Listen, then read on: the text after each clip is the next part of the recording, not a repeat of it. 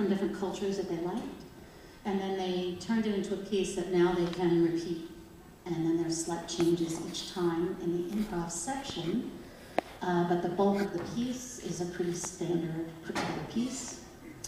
The piece that's coming up is from my own tradition, on Ganyangeha, which means Mohawk.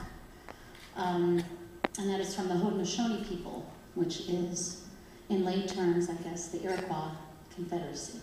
We prefer to use the word Haudenosaunee. I just learned this recently. Why? Because Iroquois comes from an Algonquin word for snakes, or a French word for we've got to catch them, or something like that. They weren't very nice words, in other words. So we prefer Haudenosaunee. And the Haudenosaunee Confederacy was originally five nations: the Seneca, the Mohawk, the Onondaga, the Oneida, and the Cayuga.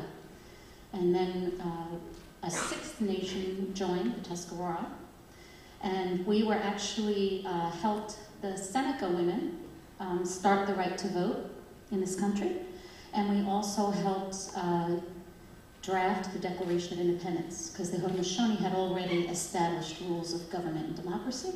So I just thought I'd give you a little history there, because I'm proud of that part of my heritage.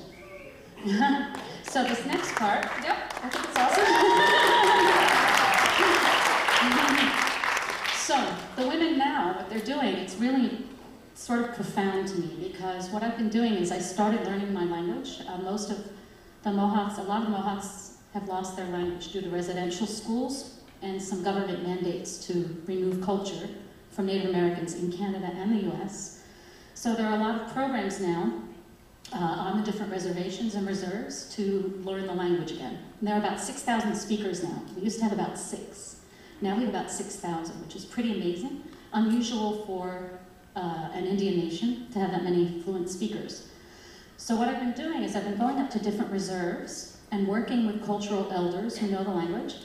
And I work with people to write women's songs. These are called women's songs, which we're about to hear. To write original women's songs in the Ganyangeha language.